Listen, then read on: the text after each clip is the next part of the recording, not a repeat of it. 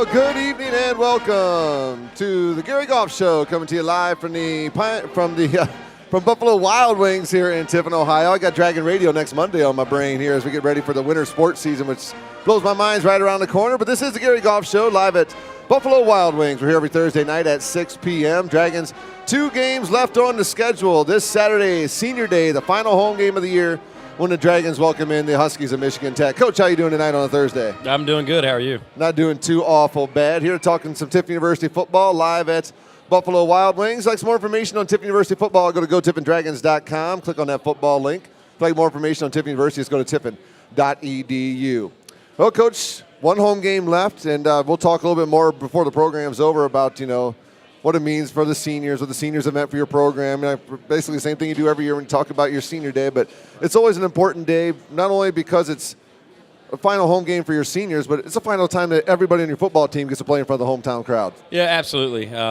Senior day is always something pretty special. It's, we've got, 24 guys that are going to be walking across the field for, probably the last time. Mm-hmm. So it's a special day. We have senior day, this way it falls this year, obviously second to last game, but then the final week of the season, we do a special senior walk to where our underclassmen, thank them for everything they've done, and then actually put them on their shoulders and carry them off the field for the last time. So, the next 2 weeks be pretty emotional for a lot of these guys and a lot of these coaches that we've been with them, now for 4 or 5 years. But, it's hard to believe the season's coming to an end already, and hard to believe that some of these guys' career is almost over. Now, what's this size of this class compared to your other senior classes you've had? How does it fit in there with the other ones? It's one of our largest classes. I thought so.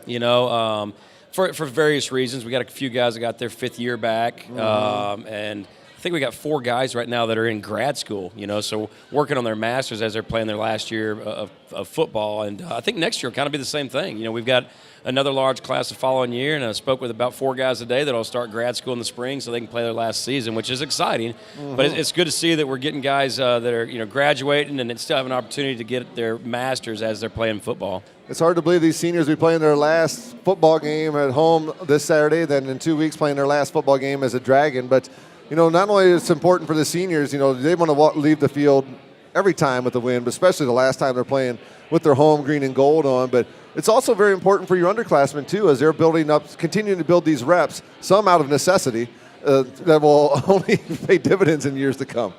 Sorry about that. We've had a lot of adversity here of late. A little bit. Yeah, we got a lot of young guys playing, and on both sides of the ball. I mean, you look out there last week, and we got basically 3 freshman linebackers playing, right? And doing a good job, really are.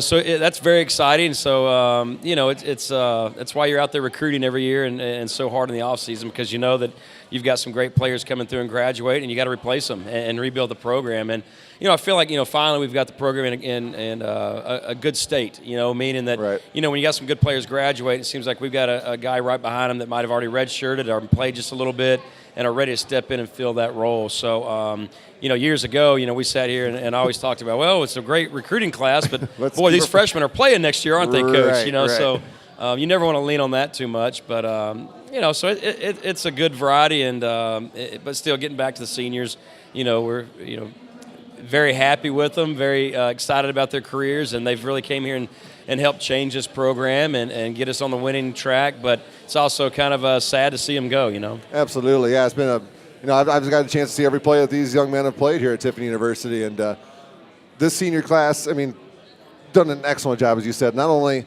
taking over for guys like Max Palmer, they're his class. So, those are some of the guys that really started laying the foundation. So these early classes that you brought in, and the fact that they're able to move the program in such a progressive manner, it's been fantastic to see, and it's only makes you excited about next year to see where it's going to go again as well. But, as you said, the seniors will be missed as the Dragons play their final home game this coming Saturday at 1 o'clock against Michigan Tech. You can catch the game on WTUD, tudragonradio.com, as well as at Coast Country 100.9 WMJK. All right, let's talk about the game last week a little bit, Coach. First, I want to ask you, how was the wind down in the field? Because it looked like it was pretty bad. They kicked a field goal into the direction the wind was coming from, there where the lake was, and it was short from 33 yards. How was the wind on the field? Yeah, it was pretty strong down there. If you were going, towards that scoreboard, the wind was right in your face and pretty strong. And you saw several throws from both quarterbacks die in the wind a little bit, so you really had to drive the football. And then, if you go in the other direction, you kind of had to take some off of it, or you saw kicks going, through the uprights by about 30 yards, So it was pretty strong, but, I didn't think it really had a huge impact on the game besides that one field goal they missed right there. Right. Obviously, we benefited from that. Well, and your punter, Harry, had a couple of kicks with a wind at his back where he was able to pin the Cardinals deep as well. And, the game got going in the early parts of the game. The Dragons struggled to offensively get any points on the board in the first half. But still, if you put a goose egg up in the first half and you only give up 7, at least you feel like all we are is one play away from – and you got the ball, I believe, to start the second half as well. So all you were is one play away from tying that game up. So tell us about how you felt at halftime being down 7-0. Well, going into the game right there, that first drive, we drove all the way down the field right there, and we had a penalty that backed us up, and then we took a sack that backed us up. But, we still had a shot to score right there. We mishandled the snap on the extra point, and so we didn't get 3 points right there. Yeah. Really thought if we could have came away right there with any points that, maybe the outcome of the game could have been a little bit different, because, that's a huge momentum swing right there when you miss a field goal, when you're down there inside the red zone and their defense stops you. They're running off the field excited, and you're kind of walking off the field like, can't believe we didn't get points off that drive. Right, absolutely. And then they went down in the very next drive and scored. And really that was, they made a big play down the sideline right there, and we didn't. But outside of that, our defense played very, very well that first half, and they didn't have very many yards. But unfortunately, we didn't either. It's kind of a big defensive struggle, offensive struggle on both sides right there. Defense is coming up big on both sides. Well, in the third quarter, Saginaw scored first to make it 14-0. The Dragons come down with 5:22 left and get a 24-yard field goal from Joe Metcalf, a 12-play, 56-yard drive, 5:49 to play. So at the end of, at halftime, you're down a touchdown. At the end of 3, you're still only down 2 scores, a 14-3. And all it takes is one more score to get right back in it. And you guys got that early in the fourth quarter. Yeah, again, defense came up with a big stop. We got good field position right there. We had a nice drive getting down there. And I thought, Nick did a great job finding Tyler Denton on the side of the end zone right there for a score. And that put us down, 14-9, so perfect situation to go for 2. Right. So we went for 2 and got it called back. Kind of seemed, the theme of the day. Got it called back and got it again and got it called back. And, so it was pretty difficult to convert on a 2-point conversion right there. I think it was the extra point was from the 21-yard line or something like that. Yeah. And kicking into that stiff wind right there wouldn't have made a difference anyway. So we needed to go for 2 and didn't convert. However, still 14-9 right there with a lot of football left. Well, that's the final score ends up being 14-9. The Dragons fall to Saginaw Valley State. As Coach said at the 8:47 mark of the fourth quarter, was Tyler Denton, 4-yard pass from Nick Watson. That was a 7-play, 86-yard drive in 2 minutes and 49 seconds. And you look at some of the statistics, Coach, from that game. 24 first downs, that's a pretty good number for your kids on the offensive side. You would think maybe a few more points with the 24 first downs, but your offense was able to move the ball against Saginaw's defense. I thought Saginaw played a pretty decent game as well. They did. They're definitely an improved program. I thought offensively their quarterback, running backs, and tight ends were good players. Mm-hmm. And then defensively, their defensive line was good and very active. Secondary was pretty good as well, to be honest. And their middle linebacker ran around and made some plays. Their linebacker's tackled. He was. The linebacker was good. But I thought we moved the ball up and down the field. We just failed to get it in the end zone right there. And, there at the end of the game, I was very, very proud of how both sides were still competing. I mean, even when you thought they had a chance to go out there and ice the game, our defense came up with a big, strip fumble right there and got us the ball right there, under 40 seconds, I think. Yeah, that sounds right. So, couldn't be more proud of how the guys on the sidelines handled themselves. They were extremely positive. They were cheering for each other the entire game.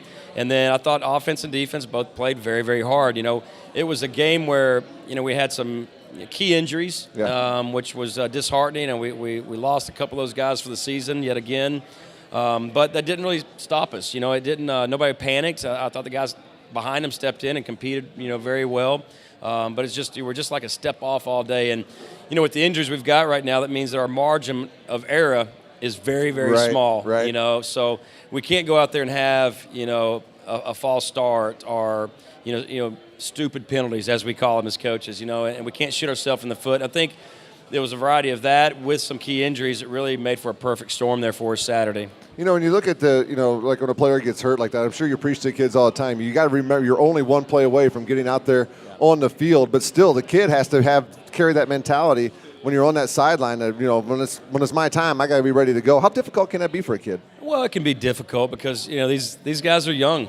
Some of these freshmen and sophomores are not quite as mature as some of your seniors might be. You might not see it. But, we've talked about that, all week as far as, hey, the next man's got to be ready. We always talk about that. But the team needs to rally around those guys and make sure that, they're helping them get in the right situation, help keeping them focused, help coaching them even. And, so I think we're going to be fine. And with that mentality, hey, it's your turn. You came here for a reason. You came here to play. So be ready for it. But when you're sitting behind somebody and they're playing and having success, sometimes it's hard for you to stay just as focused because you're not getting in any games. Right. But then injury happens and, now they're calling you. So yeah, absolutely. When your number's called, you better step up and make a play. And like you said, you're recruited to play football here for a reason. Not just stay on the sideline. You recruited somebody when it's your turn. You get out there on the field and produce. Nick Watson with 31 of 49 in the game, threw for just under 300 yards. Hardy had another good game for you, running the ball, getting 84 yards on 13 carries. So there's some things, like you said, Coach, there's a lot of things that you can look at from this game and take away some positives. Well, Nick was obviously very, very disappointed walking off the field because he had a chance to put us in a good situation to win the game at the end. And, it wasn't his fault at all, by no means, but we just didn't make the play right there. So he was pretty disappointed afterwards. But walking off the field, I just talked to him and said, hey, you got to remember this. You're a freshman playing right now, and you got to learn from these mistakes. And he really didn't play a bad game. He's probably got about 2 or 3 plays he really wishes he had back. But the young man has continued to develop all season. He's a leader. He's going to be a great player, for years to come. But sometimes you gotta learn from some tough situations and some tough breaks, and especially at the quarterback position. Well, yeah, and what he's got to take from that is that, hey, I didn't make a good decision here, and it might have cost us the game, and therefore I got to learn from that. And next time I'm in that situation, not make that same mistake. And Pipkin had to go through the same thing. Yeah. I'll never forget Pipkin's really junior year when we go up to Michigan Tech. He throws an interception on the sideline right there, and they score. And that was the difference in the game. And it was the way their defense rolled, and we talked about it a lot. You can't make that throw there. Mm-hmm. And he had to learn the hard way, So that's part of being the quarterback position. I mean, especially when you're young, your mistakes are, or just maybe lack of making the proper play is going to get magnified so much from being the quarterback and the fact that you're young. Exactly right. And there's never anything good that comes from losing a ball game. That's not what we're here for. Nope, nobody's here for moral victories. You got to take those tough lessons and learn from them. Well, defensively, Carrington Conti led the way with 8 tackles, tied for Ty and Young, although he was wearing number 9 instead of number 11 on Saturday. We heard about that before the game. But a couple of guys you're going to have on the program tonight. Third and fourth on tackles for the game on Saturday. Dejan Isbell had 7, and Victor Cave had 4. Victor leading the conference in sacks right now. Victor had a great game. He's a very explosive guy. We've seen him play a lot of football, and it's nice because that D-line is so deep. We keep those guys fresh, and it shows in the fourth quarter. You see them really getting a jump off the ball, and he had a monstrous game right there. And then, Dejan, I thought, had a very gutsy performance. He was coming off an injury and wasn't quite 100%, and he went out there and played very, very well.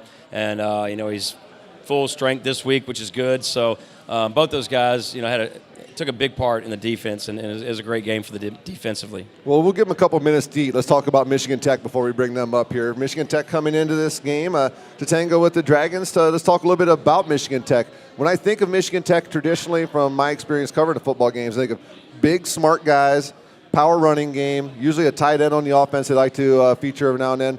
Am I wrong? Am I right? Tell me what I'm missing. No, you're right. I mean, they are. Their defense is very good. It's the same kind of defense we've seen over the years. They're really big up front. They're big in the back end.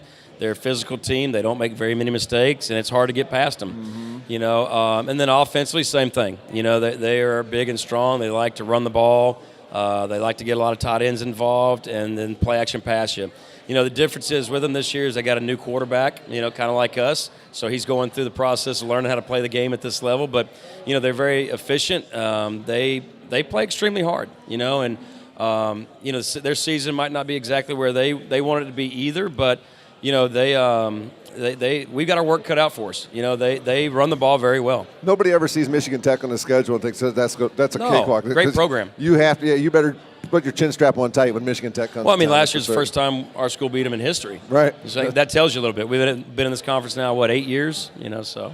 Well, let's go ahead and invite up Victor Cave, and let's bring them both up. We got 2 microphones up here. Victor Cave and Dejan Isbell, come on up here, guys. And as we said, the Dragons Saturday home finale, 1 o'clock start when they welcome in Michigan Tech. All the action right here on WTUD. That's tudragonradio.com. Free live video as well. You can also catch the game on radio at Coast Country 100.9 WMJK out of Sandusky. So, Coach, you got a couple of defensive players. So we've got an offensive-minded coach comes on the program and brings 2 defensive players. How'd this happen? Things have changed, haven't they? They've changed drastically.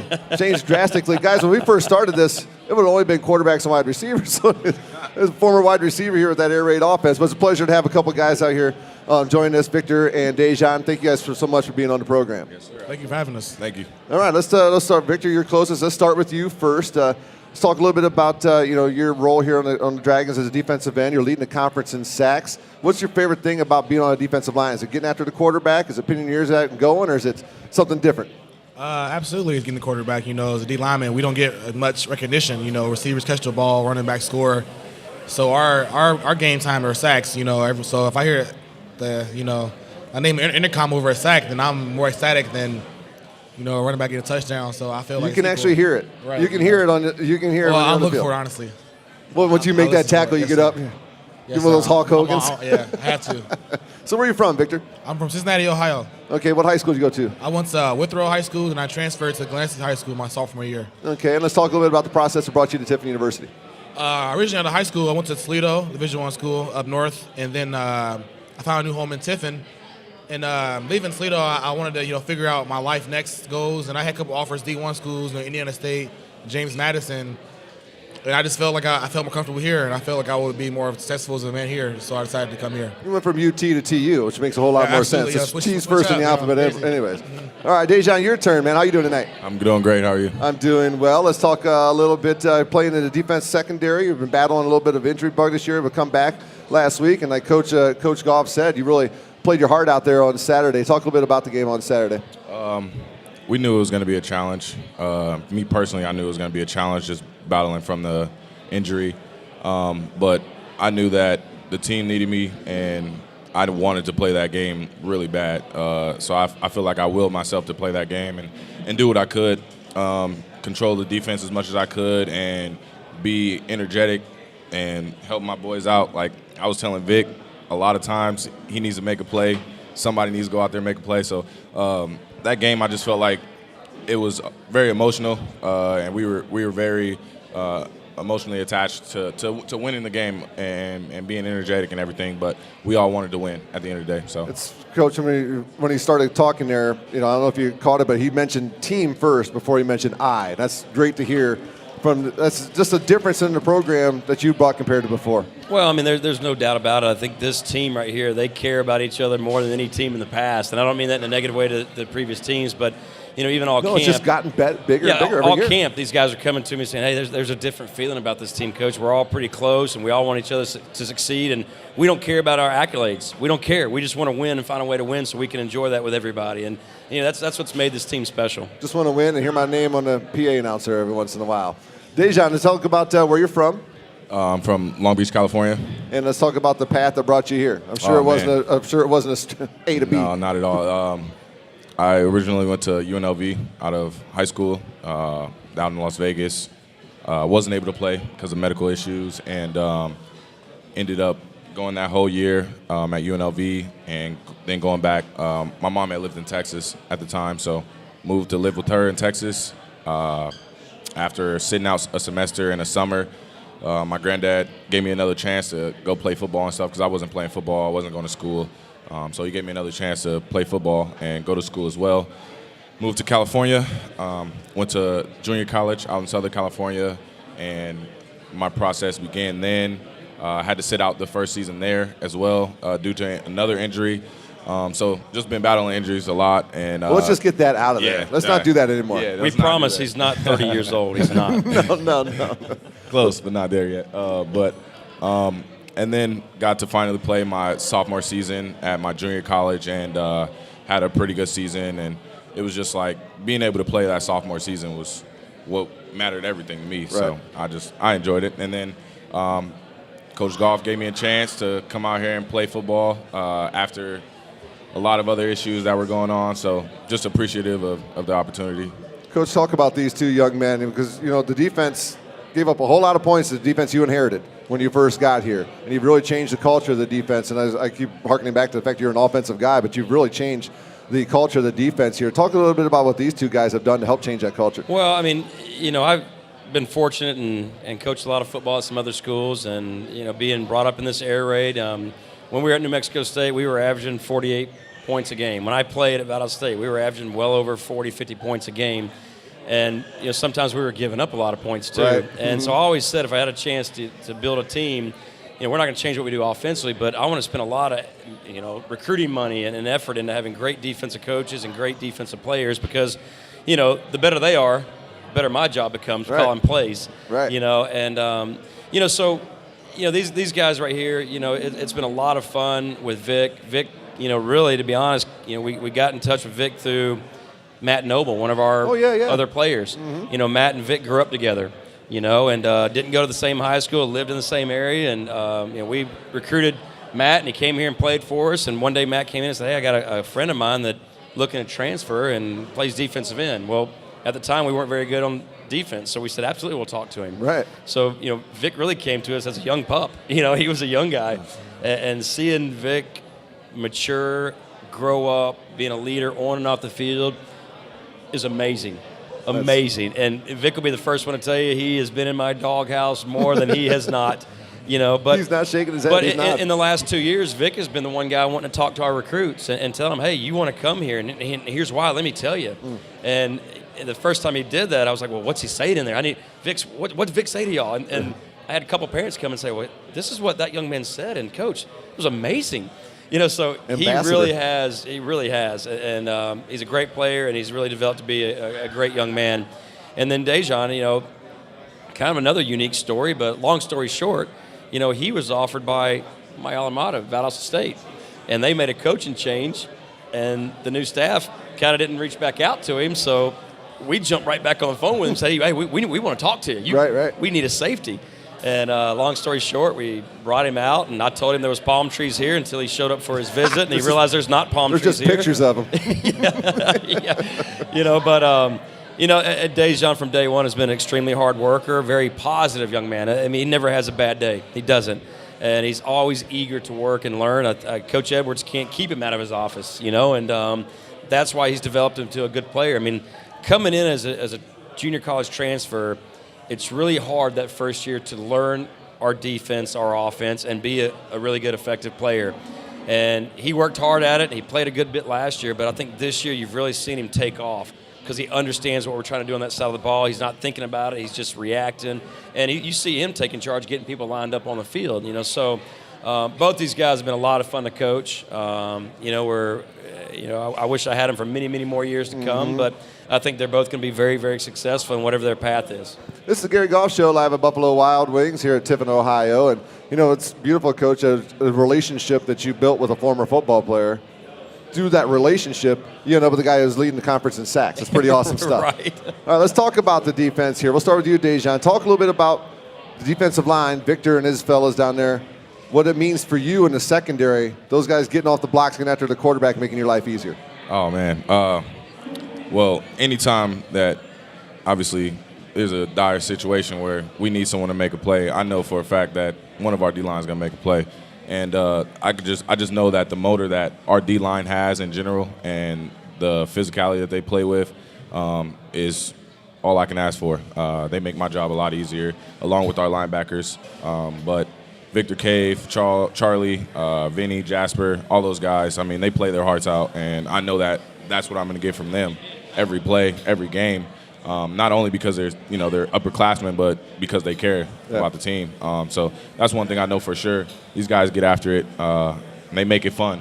That's one thing they do. They make it a lot of fun. They're good. They're great teammates. Victor, overall. Let's talk about the defensive line. How nice is it knowing that you're part of a a group that's going to keep your football team in the football game every single week, no matter what the offense is doing. Your football team on the defensive side is talented enough to keep you guys in every single football game, and it all starts right up front with your fellow defensive linemen. I mean, it makes football fun. You know, you go out there and you can succeed together. You know, everyone likes to play together because it's a team sport. So when you go out there and the guys that are out there are going as hard as you, and you essentially see those guys succeeding too, it makes you want to succeed too. Honestly, as a D lineman, we're kind of jealous of each other. You know, when I see Vinny or Jasper create a play, I want to do the same thing. You know, because it's natural. Everyone wants to be in the limelight. Yeah. So I think that's what the big thing is in our D line. We always tell each other, let's compete. Let's see who can get more sacks this game with more TFLs, more tackles. Because at the end of the day, it is about stats. You know, it's a team sport, but, you know, when it comes down to the end of the day, people look at paper and stats, what you did after the game. So I think let's put them in negative yardage. Just put them behind the sticks. I mean, that's incredibly important, Coach. Absolutely. You know that as well as anybody. Whether you're on offense and you're playing from behind the sticks, or you're on defense and you're making them play from behind the sticks, that puts you into all kinds of bad situations. It changes the game. Yeah. It changes the game. When you know they got to throw the ball, you know, you can pressure them or you can drop into coverage. You can mix some things up, you know. But playing behind the sticks for 4 quarters is not a fun day. No, not a fun day here at all. All right, Victor, let's talk some more about that defensive line. Who's the craziest one in your group? The craziest one in our group probably would have to be Austin Jasper. Austin Jasper? Well, it's funny because they all too. said it was you. Yeah. You know, Right. so All right, Dejan, same. How about you? How about that secondary? Who's the oddball, the goofball back there? Oh man, there's too many to choose from.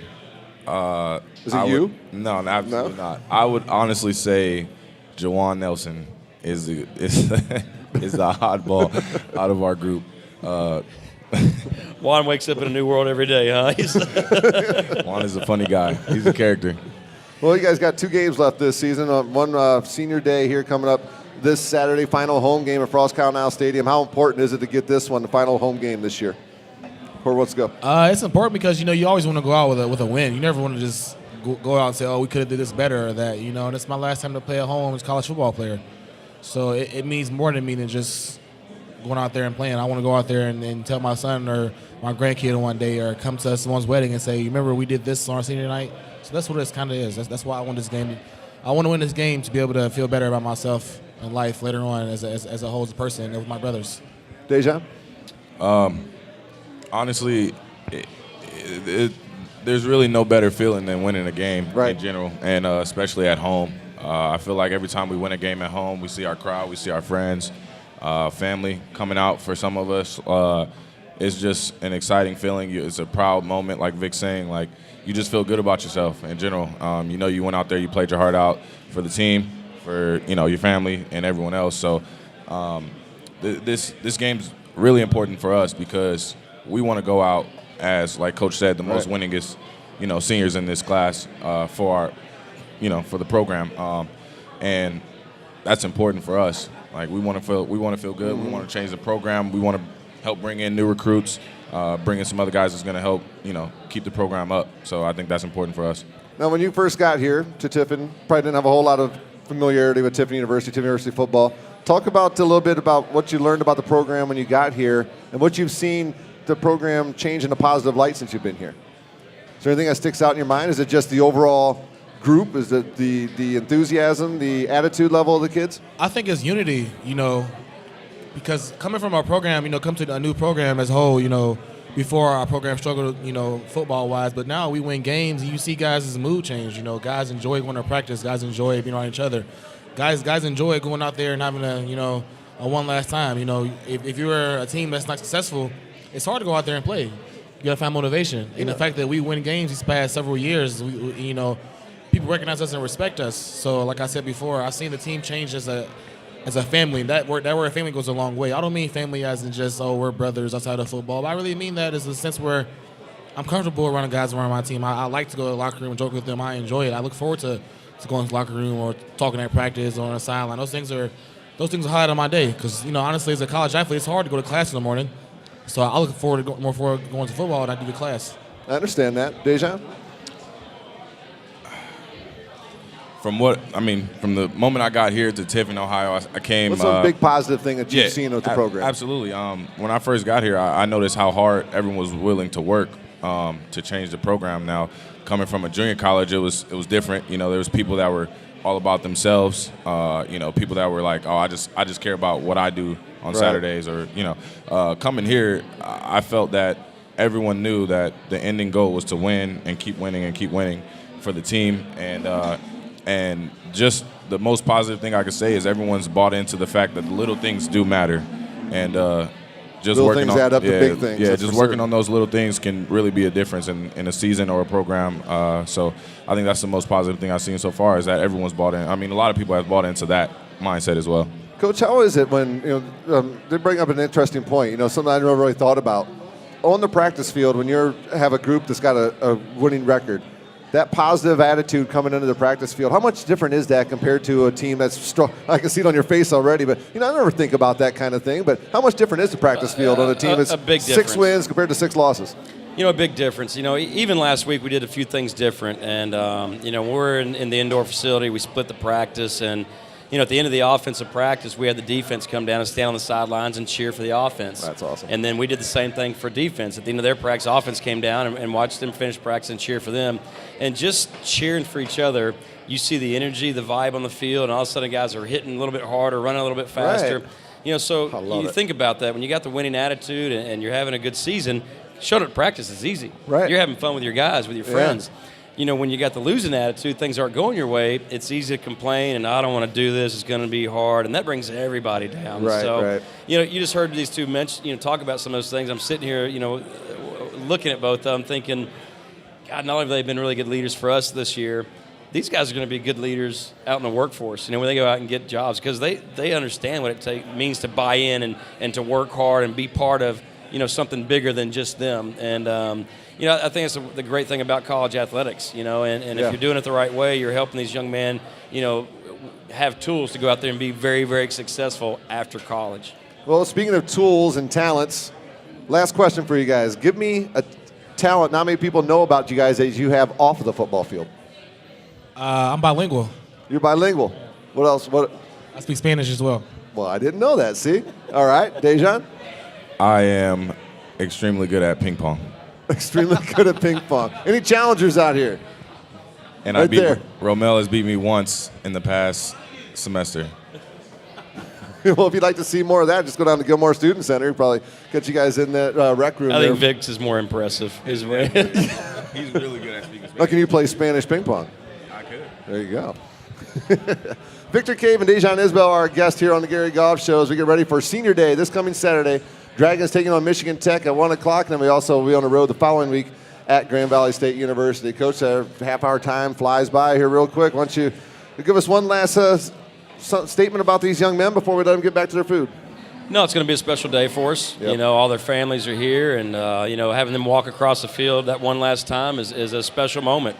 And I've been very fortunate to have a lot of great young men walk across that field as seniors, and this Saturday will be very very emotional for some of us, and very exciting at the same time because they're going to start a new chapter of their lives. But I really want to send them off the right way, and they deserve it. They've worked extremely hard, not only this year, but all the off seasons, all the other summers, and we're gonna miss this group, and they're a big part of this team, and we want to make sure it ends the right way for them. Before you go, who gives you most fits in practice? Who gives you the most fits in practice going against them? Probably a guy named, we call him Puffy.